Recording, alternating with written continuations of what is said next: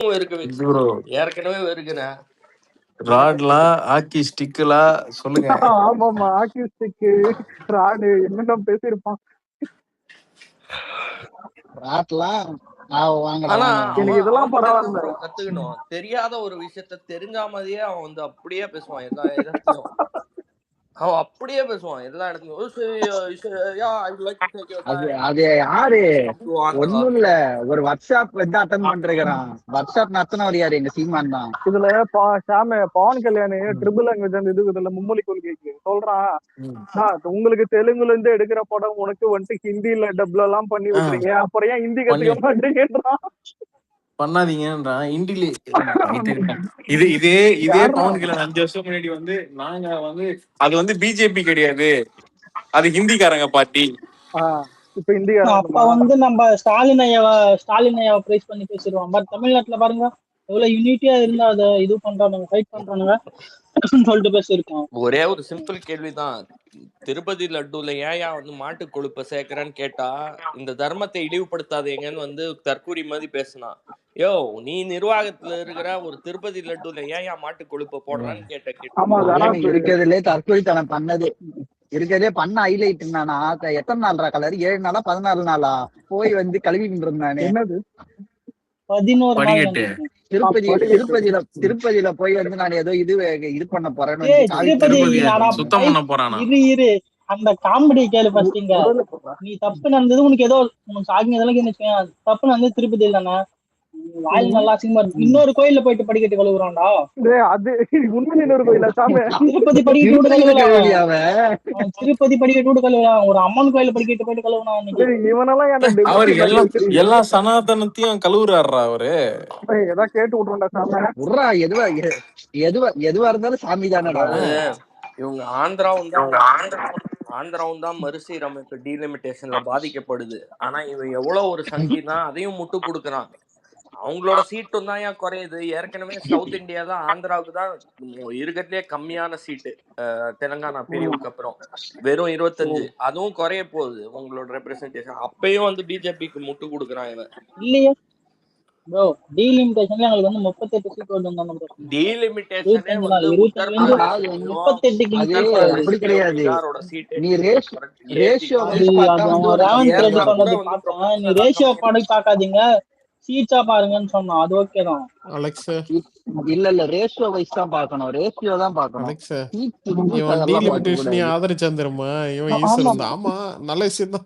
ஈஸ்வர் தெரியாதா? டீலிமிட்டேஷன் நல்ல விஷயம் தான். அதுல எல்லாம் தப்பு பண்ணுங்க தம்பி. அது நல்லதே கிடையாது. நாளைக்கு உத்தரப்பிரதேசம் பீகாருக்கு வந்து 300 சீட்டு 400 சீட் ஆயிடும். ஒரு வருங்கால பிரதமர் வந்து சவுத் இந்தியாவுக்கு வராமலே இல்ல இதெல்லாம் பேச விட்டுருப்பான்னு நினைக்கிறீங்களா? இல்ல பேச விடுவான்னு நினைக்கிறீங்களா? அதுதாங்க முக்கியத்துவம். சகல உனக்கு ஒண்ணும் தெரியாதுன்னு போயிடுவான். அப்புறம் நீ உனக்கும் சேர்த்துதான் போராடிட்டு இருக்கோம். யார் இவன்ல? இவனுதான் அதிமுக சாரி அதான் அமித்ஷா அப்பாவை ஏத்துக்கிட்டானுங்க. உண்மையில விக்னேஸ்வர ஏடிஎம்கே இப்ப நார்த் இந்தியா பார்ட்டி மாதிரி இப்போ இதுல இல்லடா ஓப்பனா சொல்லவா, இதை நான் என் வாயில சொல்லக்கூடாது. அந்த கட்சியே பாத்தீங்கன்னா குப்பையாக்கிட்டானுங்களா. எடப்பாடி வந்து குப்பையாக்கிட்டான் அந்த கட்சி. பாதி பேர் நீங்க எடுத்துக்கிறீங்க, மீதி பேரும் போனாதான் போறானுங்க. இதுல பிஜேபி இதுவாரு இல்லடா, பிஜேபியால தானே அந்த கட்சியே கெட்டு போச்சு. ஓகேவா? நீங்க பண்ணிட்டு பள்ளி தீவிர மேல போடுவீங்களா? இல்ல அப்படின்னு கிடையாது. இவன் வந்து இல்ல ஒரே நிமிஷம், அதான் நானும் சொல்ல வந்தேன். அந்த அம்மா இறந்ததுல வந்து பாத்தீங்கன்னா யாரு வந்து பிஜேபி கடுமையா இருக்கீங்களோ அவங்க வந்து பாத்தீங்கன்னா சிஎம் ஆகலான்ற மாதிரி ஒரு ஆப்ஷன் இருந்துச்சு. சரி ஓகே நான் பிஜேபி கடுமையா வரேன்னு சொல்லிட்டு எடப்பாடி அந்த பொறுப்பு டைம்ல தான் ஃபைட் பண்ணி கட்சியை காப்பாத்திருக்கணும். இந்த கலைஞர் யாரு இல்ல இவன் ஃபைட் இவன் ஃபைட் பண்றதுக்கு யாருமே இல்ல. எடப்பாடி எல்லாம் நேரம் ஃபைட்டா அவன் வாய்ஸ் என்ற கூட போட மாட்டானே. ஆனா எனக்கு அந்த வாய்ஸ் அந்த வாய்ஸ் தான் எனக்கு ஆகவே மக்கள் எனக்கு இதெல்லாம் பரவாயில்ல விக்னேஸ்வர. நம்ம மேனிஃபெஸ்டோ ரிலீஸ் பண்ணும்போது அவர் தெரியுமா, லாக்டவுனில் உங்களுக்காக பாஸ்போர்ட் ம். போட்டு போனோம். ராம் அவர்களே சும்மா இருக்கு.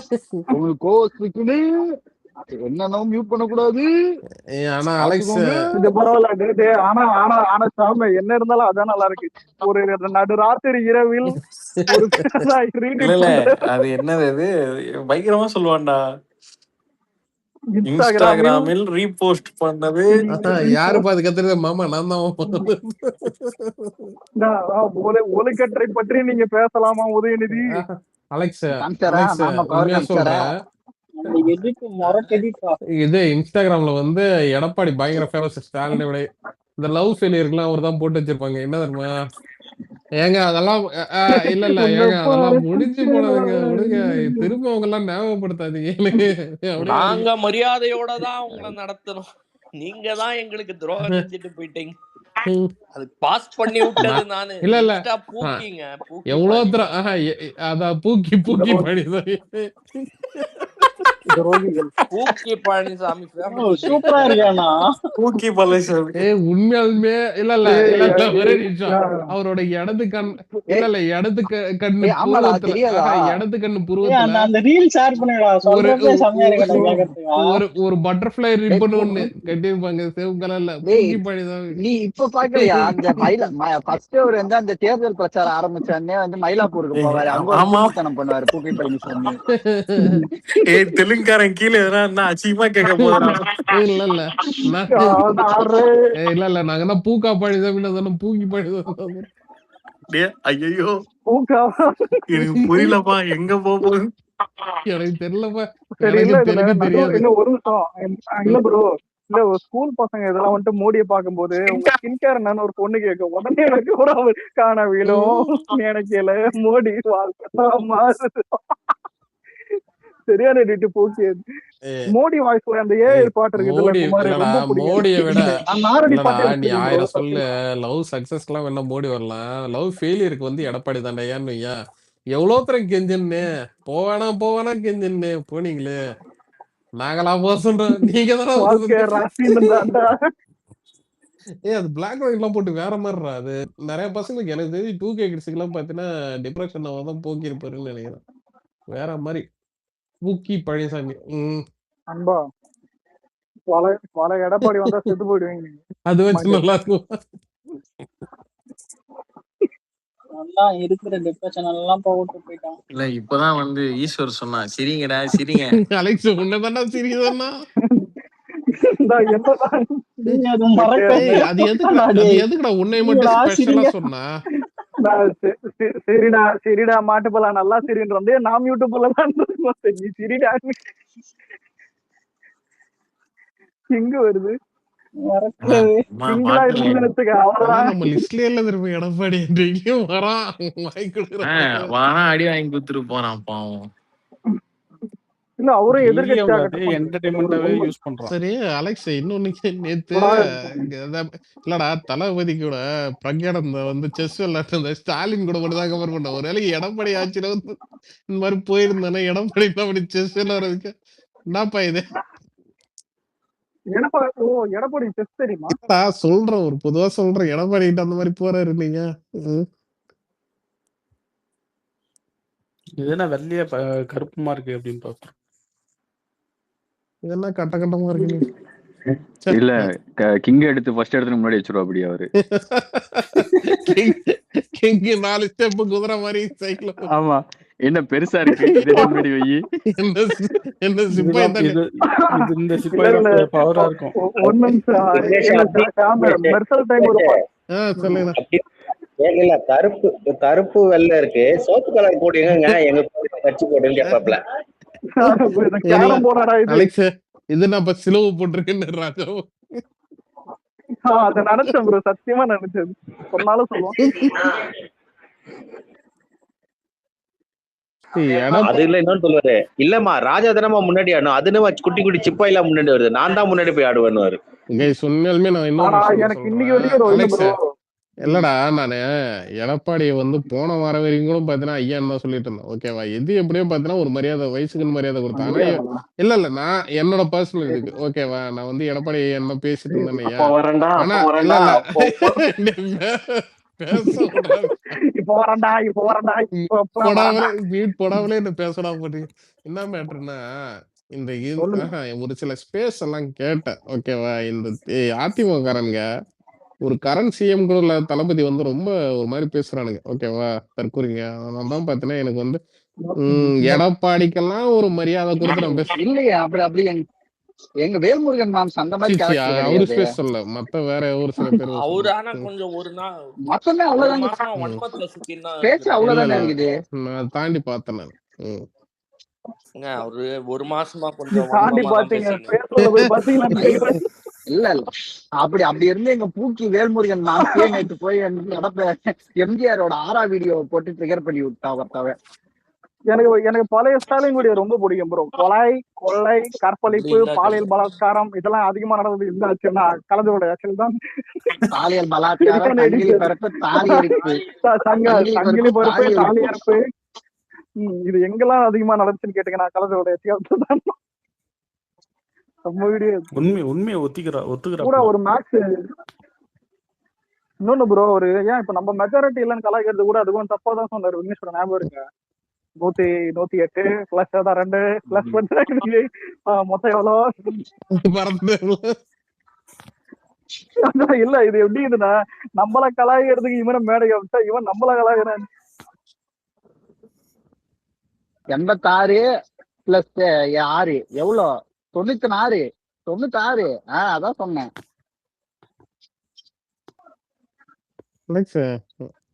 உனக்கு ஸ்டாலின் அடிக்கிறத விட எடப்பாடி அடிகளை என்டர்டைன்மெண்ட் ஜாஸ்தியா தெரியல. எனக்கு ஒரே ஒரு டவுட்டுங்க. விசில் சின்னத்தை மட்டும் எடப்பாடி தொகுதியில நிக்க விட்டுருந்தா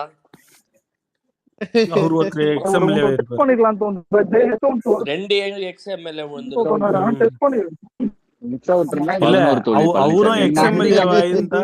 ஏடிஎம்கேவோட நிலைமையை யோசிச்சு பாருங்களேன். இந்நாட்டு பூக்கி பழனிசாமி வெளில வந்து டிவிக்கேல சேர்ந்திருப்பாரு அவரு. பனையூர்ல டேபிள் இடியில போயிருப்பாரு. ஒருத்தர் கேவலமா எலெக்ஷனை தோத்துட்டு 3வது இடத்துல உட்காந்துக்கிட்டு 45 எம்எல்ஏ வச்சுக்கிட்டு சிஎம் ஆகணும்னு ஆசைப்பட்டாரு. என்ன மட்டும் 45 எம்எல்ஏ இருக்கா என்ன சித்து ப்ரோ? இல்ல 20 தான். இல்லடா எனக்கு ஒரு யோசனை ஒண்ணு. எல்லாரும் அவங்க கட்சி விட்டு போறாங்கல்ல. ஓகேவா? கடைசியா பார்த்தா ஈஸ்வர் மட்டும் தான் இருப்பான்னு தோணுது. ஈஸ்வரு அப்புறம் எடப்பாடி மட்டும் தான் இருப்பாரு கடைசியா. இவரு இல்ல என்ன தெரியுமா? நாரவாத்தியார டேய் கவிலா இருறா.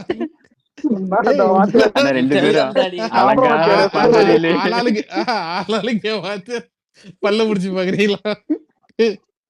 அதெல்லாம் ரீக்ரியேட் ரஜினிகாந்துக்கு போட்டாங்க ப்ரோ. நாடி பாக்குறேன் டாடி அப்படின்னு சொல்லிட்டு லதா ரஜினிகாந்துக்கு சும்மா இருக்கு.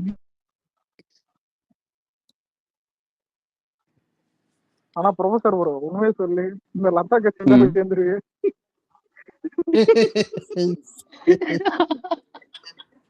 மக்கள் தாத்தாடா மக்கள் மையம் தானே. மக்கள் நீதி மையத்தை பத்தி நான் ஒரு போலீஸ் கம்ப்ளைண்ட் நிறைய நாளா கொடுத்துன்னு இருக்கேன். யாருமே கண்டுக்க மாட்டேங்கிறாங்க. நான் திருப்பி கொடுக்கலான்ட்டு இருக்கேன். என்ன தெரியுமா? மக்கள் நீதி மையம் ஒரு எம்எல்ஏ கூட வாங்கல. ஓகேயா? ஆனா 50,000 ரூபாய்க்கு ஃபார்ம் வித்தான். எத்தனையோ பொதுமக்கள் அந்த ஃபார்ம் வேற வாங்கினான். நான் அந்த கட்சியோட எம்எல்ஏ ஆகலாம். கமல் பண்ண ஒரு ஸ்கேம் 50,000 ரூபாய்க்கு பண்ணான். போய் அந்த லிஸ்ட் எடுத்து பார்த்தா வந்து ஒரு ஆள் தான் இருப்பாங்க. அந்த ஒரு ஆள் யாருன்னு பார்த்தா ஸ்னேகர் மட்டும் தான் 50,000 ரூபாய் கொடுத்துருக்கான். வேற யாரும் 30 லட்சம் 100 பேராச்சும் வாங்கி இருக்கிறானுங்களா அந்த ஃபார்ம்? 30 லட்சம் ஸ்கேம் போட்டிருந்தாங்க. ஆமா 30 லட்சம் ஸ்கேம்.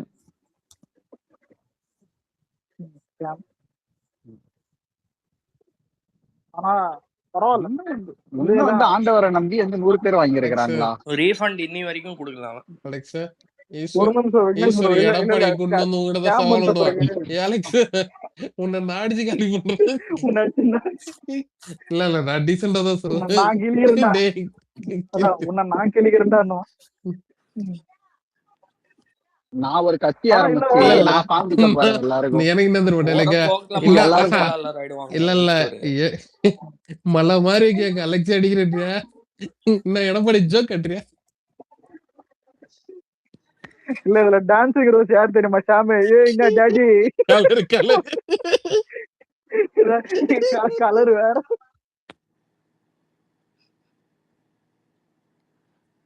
இல்லங்க போற போக்குல அவன் மாவட்ட செயலாளர் ஆயிடுவான் போல இருக்குது ஆளே இல்லாத ஈஸ்வரு. இதுல யார் வேணாலும் ஆகிக்கலாங்க அவன் டெபுட்டி யாருமே சிஎம் கூட ஆளே ஆகலாங்க இல்லாங்க. ஆமா சுவர் பெயிண்டிங்குக்கே இப்படி ஆடுறான் அவன். பெயிண்டிங் அவன் இப்ப செவர்ல ஆனா பெயிண்டிங் ஆனா அடிச்சதுக்கே இப்படி இல்ல ஆடுறான் பையன். இல்ல ப்ரோ ப்ரோ இவனுக்கு பிஜேபி புடிக்குமா அந்த மாதிரி செக் பண்ணி பார்க்கலாம்னு பார்த்தேன். தாராளமா புடிக்கும்ன்றான்பா. ஆமாண்டா எனக்கு அதான் ஆச்சரியமா இருக்குது. மோடி டேடின்னு ஏத்துக்கிறாங்க நிறைய பேர் அந்த அதிமுகல. இவனுக்கு ஒரே பிரச்சனை யார் தெரியுமாங்க? வார் ரூம் பசங்க தான். வார் ரூம்ல போய் சண்டை போடுறதுக்கு பதிலா இங்க வந்து சண்டை போட்டுன்னு இருக்கான் டெய்லி நைட் டாக்ஸ்ல. ஆனா இவனை வார் ரூம்ல வச்சு செய்வாங்க ப்ரோ, அது வேற காமெடியா இருக்கும். இந்த சங்கி பசங்களோட செய்யறத அது ஒரு வேற காமெடி. ஆனா ப்ரோ இல்ல இப்ப ஏடிஎம்கே ஆயிட்டுவீங்க, அண்ணாமலை அண்ணாமலைக்கு ஆயிட்டுவீங்க. அவன் தான்டா பிஜேபி ஆயிட்டுவீங்க. ஆனா இல்லங்க உங்ககிட்ட இப்ப மட்டும் தான் அந்த சவுண்ட் ரியாக்ஷன் குடுக்குறானான்னு பார்த்தா டிவிக்கு இல்ல டிவிக்கு சைடுல வைங்க. அடுத்த ஸ்ட்ராங்னு பார்த்தா உங்களுக்கு டிஎம்கே தானே வரும். இவனுங்க யாரு குமார் தான் கோமாளி மாதிரி புலிகால போந்து என்னையும் பாரு இவனையும் பாரு. டிவிக்கு ஆயிட்டீங்க ஸ்ட்ராங்கா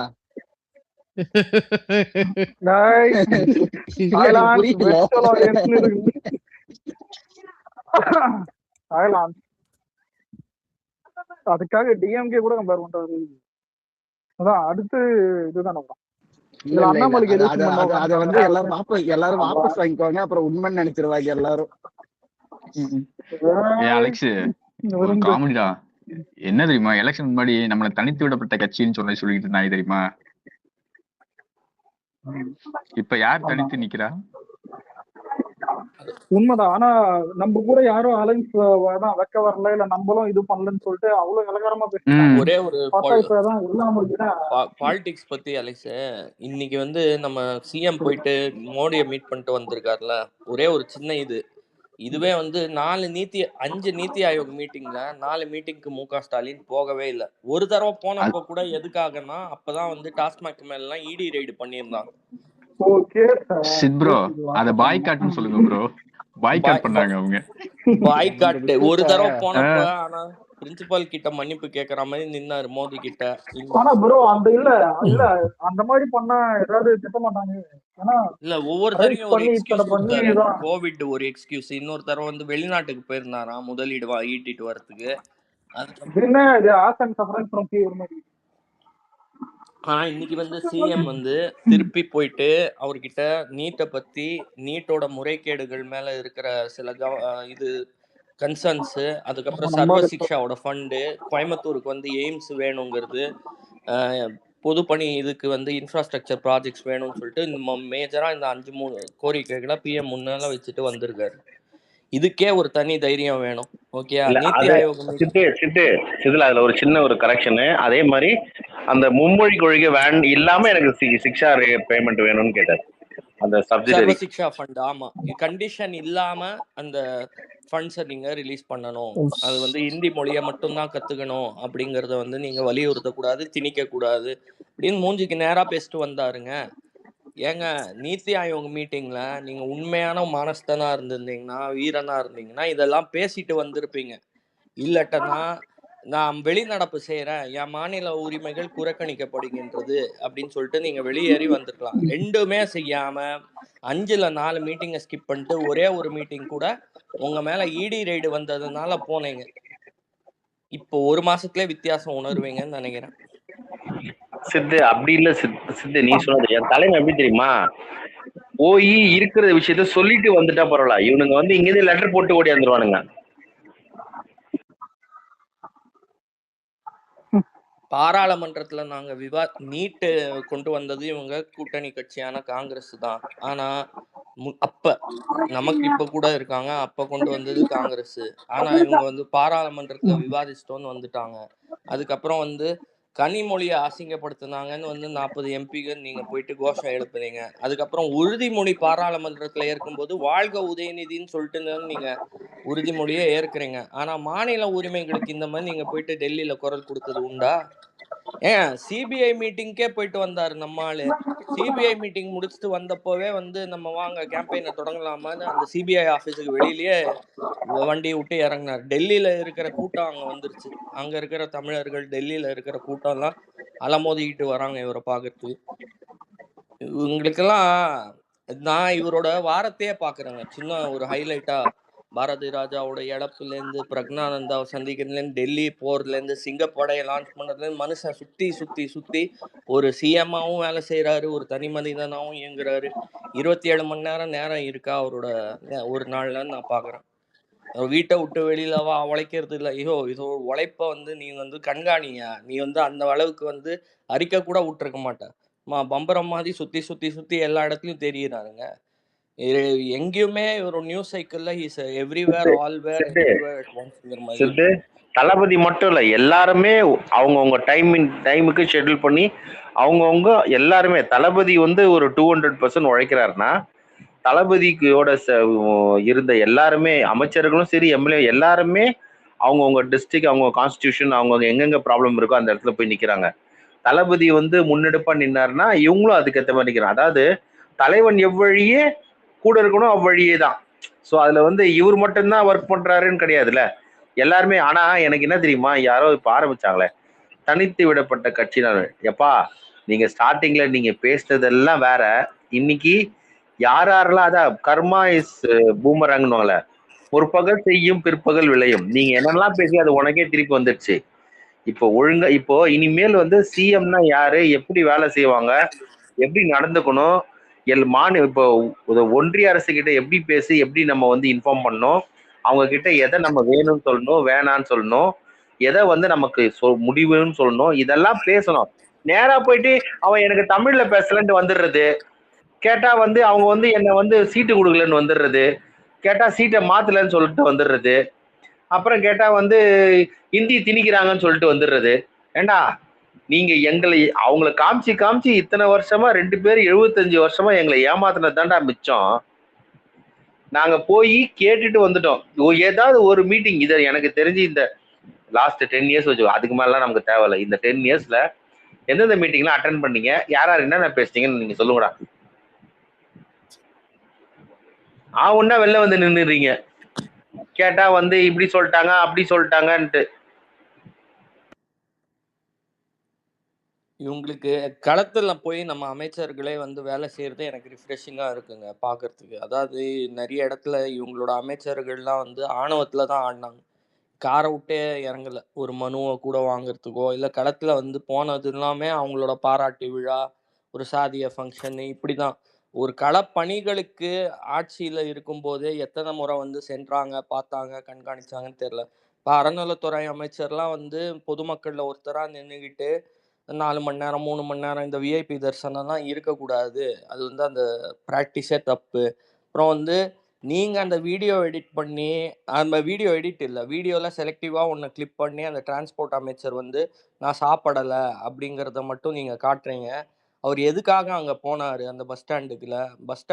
பஸ்ஸோட பற்றாக்குறை இருக்குது, அங்கே வந்து அந்த பஸ் பிரச்சனைகளை நேரடியாக போய் கண்காணித்து தீர்த்து வைக்கிறதுக்கு தான். பவர் கட்டோட பிரச்சனை எனக்கும் புரியுதுங்க. பவர் கட் வந்து நிறைய இடத்துல ஷார்ட்டேஜ் இருக்குது, இது இருக்குது, ப்ராப்ளம்ஸ் இருக்குது. ஆனால் வந்து முயறாங்கல்ல, வெளிப்படையாக வந்து அவரே ட்வீட் போடுறாருல, மடிப்பாக்கம் ரிஸ்டோர்டு போகிறாரு. அதாவது வேலை செய்கிறது உங்களுக்கு தெரியுது, உங்களோட வரிப்பணத்துக்கு அது அந்த வேலை இருக்குது, அந்த சேவை இருக்குது.